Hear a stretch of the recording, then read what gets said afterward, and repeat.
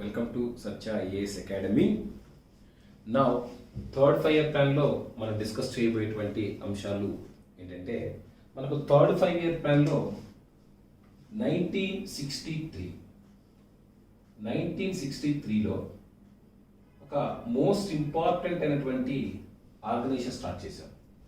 అదేంటంటే అగ్రికల్చరల్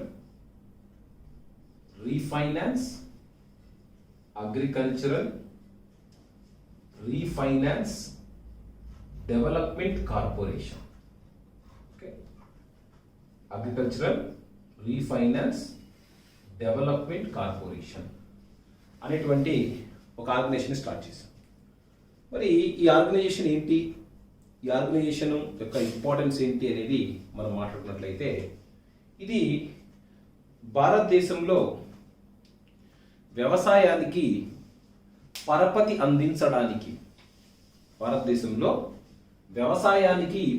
అందించడానికి ప్రారంభించినటువంటి కార్యక్రమం ఇది. దీన్నే షార్ట్లో మనం ఏమంటామంటే ఏఆర్డిసి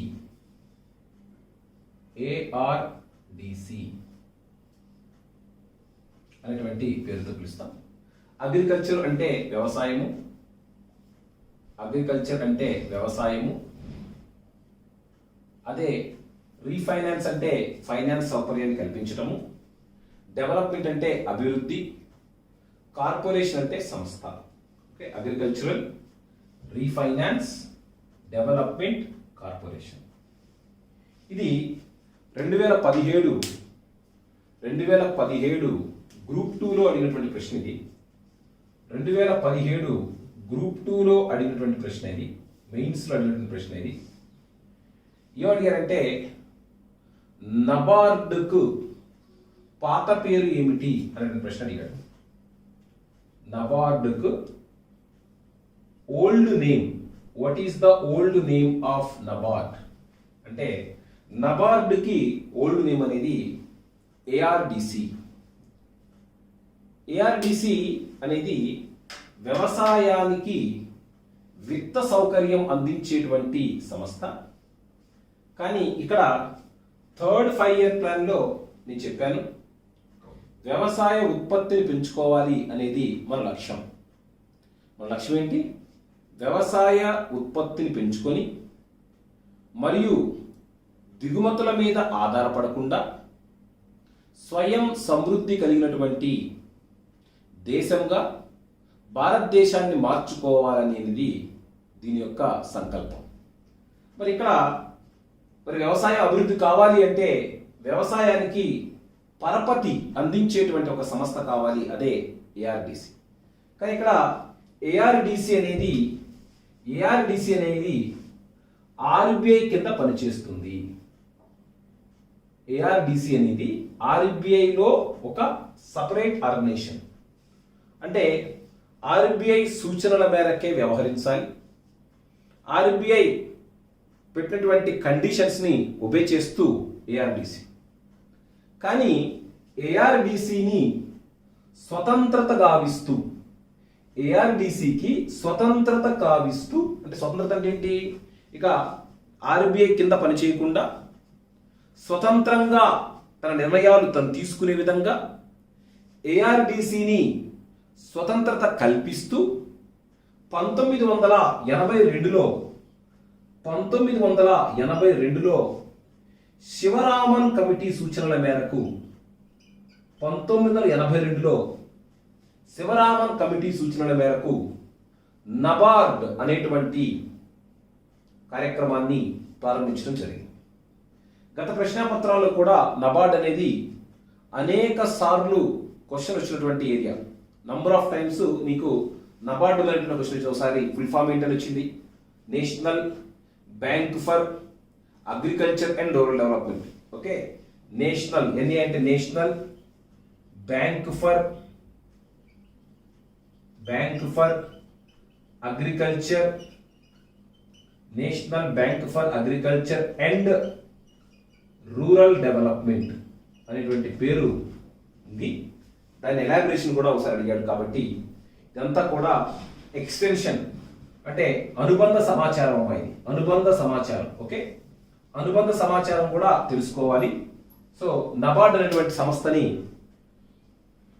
మనం 1982 ఏర్పాటు చేసినటువంటి నబార్డ్ 1963 సంవత్సరంలో ఏఆర్డిసి రూపంలో థర్డ్ 5 ఇయర్ ప్లాన్లో ప్రారంభించబడింది. మరి అదేవిధంగా 1963లో మరొక మోస్ట్ ఇంపార్టెంట్ వంటి కార్యక్రమం ప్రారంభించబడింది. 1963లో ఓకే నేషనల్ కోఆపరేటివ్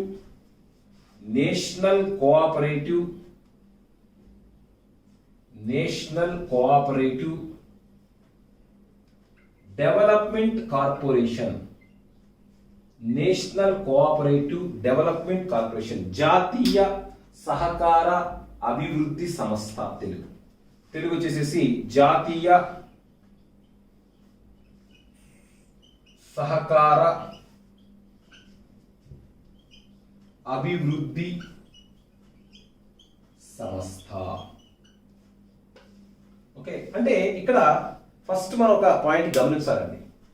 ఇక్కడ సహకార అనేటువంటి పదానికి చాలా అర్థం ఉంది.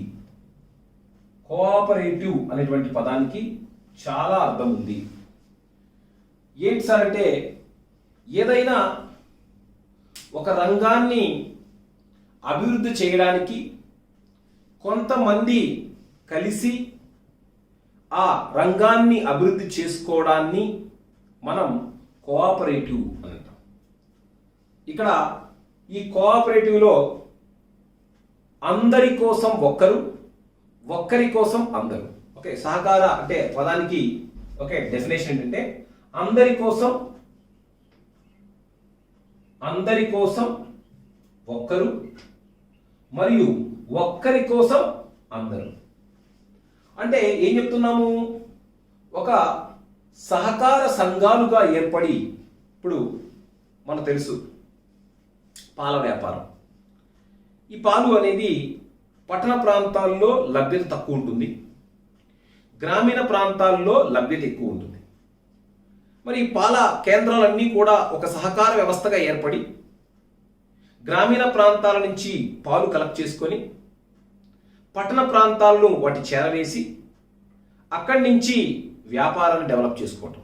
అంటే సహకార అనేటువంటి అంశాలు ఆర్థిక వ్యవస్థలో కీలక పాత్ర పోషిస్తాయి.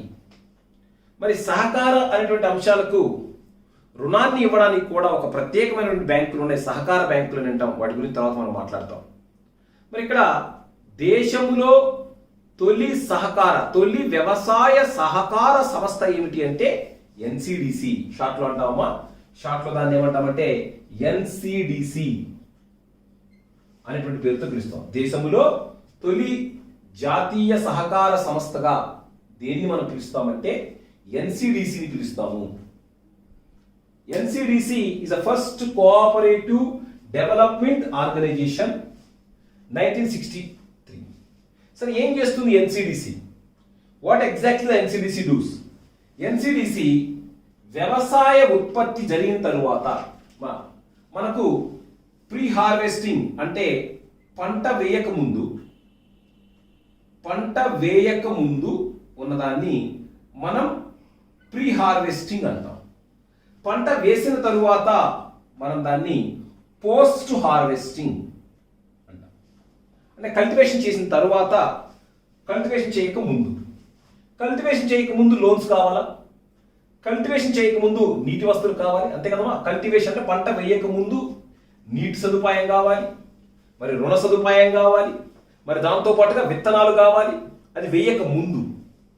పంట వేసిన తరువాత, పంట పెరిగి వేసిన తరువాత పంటని ట్రాన్స్పోర్ట్ చేసుకోవాలంటే ఎన్సిడిసి. పంటను సెగ్రిగేట్ చేసుకోవాలి ఎన్సిడిసి. పంటను ప్యాక్ చేసుకోవాలి అంటే పండిన మామిడికాయల్లో, ఫర్ ఎగ్జాంపుల్ మామిడికాయల పంట మాట్లాడుకుందాం. మామిడికాయల పంటలో మనం పంట పండిన తర్వాత మామిడికాయలను వేరు చేసుకోవాలి. వేరు చేసిన మామిడికాయలను ట్రాన్స్పోర్ట్ చేసుకోగలగాలి. ట్రాన్స్పోర్ట్ చేసిన వాటిని ప్యాక్ చేసుకోగలగాలి. అంటే ఇలా పోస్ట్ హార్వెస్టింగ్ కోసం స్టార్ట్ చేసిన కార్యక్రమమే ఎన్సిడిసి. ఎన్సిడిసి అనేది వ్యవసాయములో ఉన్నటువంటి వ్యవసాయములో ఉన్నటువంటి పంట కల్టివేట్ అయిన తరువాత వాటి కోసము ఏర్పాటు చేసినటువంటి ఒక సహకార సంస్థ అనేది గుర్తుంచుకోమా. క్రింది వాటిల్లో సహకార సంస్థల్లో బాగా సక్సెస్ అయినటువంటి ఏంటి అంటే చెరుకు పంట, ఓకే, షుగర్ కేన్ మర్చిపోద్దామా. సహకార పంటల్లో బాగా సక్సెస్ అయింది ఏంటంటే షుగర్ కేన్ మర్చిపోదు. ఆ తర్వాత నెక్స్ట్ మనకు సేమ్ 1963లో నాణ్యమైన విత్తనాలు తయారు చేసుకోవడానికి నేషనల్ సీడ్ కార్పొరేషన్, నాణ్యమైన విత్తనాలు తయారు చేసుకోవడానికి నేషనల్ సీడ్ కార్పొరేషన్, జాతీయ విత్తన సంస్థ అనేటువంటి సంస్థని కూడా మనం ప్రారంభించామమ్మా. జాతీయ విత్తన సంస్థ అంటే మన ఇంటెన్షన్ ఏంటంటే we have to develop agriculture with such a great potential. అంటే మనము వ్యవసాయాన్ని డెవలప్ చేయడానికి చూడండి అన్ని పథకాలు కూడా డైరెక్ట్ గా లేదా ఇండైరెక్ట్ గా ఆహార ఉత్పత్తిని పెంచుకోవడానికి ఉపయోగిస్తున్నాం. సరైనటువంటి వ్యవసాయ ఉత్పత్తిని పెంచుకోవడానికి మనం 1961లో ఐఏడిపి, లాస్ట్ వీడియోలో మాట్లాడాం, IADP intensive agriculture district programme. అదే అన్ని ప్రాంతాలకు విస్తరించడానికి 1965లో IAAP intensive agriculture area programme. అంటే అసలు థర్డ్ 5-year ప్లాన్ లో our vision is clear cut. In the third 5-year plan we are focused towards development of agriculture. వ్యవసాయ ఉత్పత్తిని పెంపొందించి దిగుమతులను తగ్గించుకొని అదే వ్యవసాయంతో పాటుగా పారిశ్రామిక రంగానికి కూడా సరైనటువంటి ప్రోత్సాహకాలు అందించి దేశాన్ని అభివృద్ధి చేయాలనేదే థర్డ్ 5-year ప్లాన్ యొక్క లక్ష్యము. థర్డ్ 5-year ప్లాన్ యొక్క చైర్మన్ ఎవరు అంటే థర్డ్ 5-year ప్లాన్ యొక్క చైర్మన్ సిఎం త్రివేది. త్రివేది అనే ఆప్షన్ లేదనుకో, ఒకవేళ త్రివేది అనే ఆప్షన్ లేకపోతే గోఫర్ అశోక్ మెహతా. ఈ రెండిట్లో ఎవరో ఒకరు ఉంటారు. ఓకే, సీఎం త్రివేది కొన్నాళ్ళు, అదేవిధంగా అశోక్ మెహతా కొన్నాళ్ళు పనిచేస్తాడు. సో కాబట్టి 3వ పంచవర్ష ప్రణాళిక యొక్క డిప్యూటీ చైర్మన్లు త్రివేది మరియు అశోక్ మెహతా. 3వ పంచవర్ష ప్రణాళికలో మన లక్ష్యం వ్యవసాయ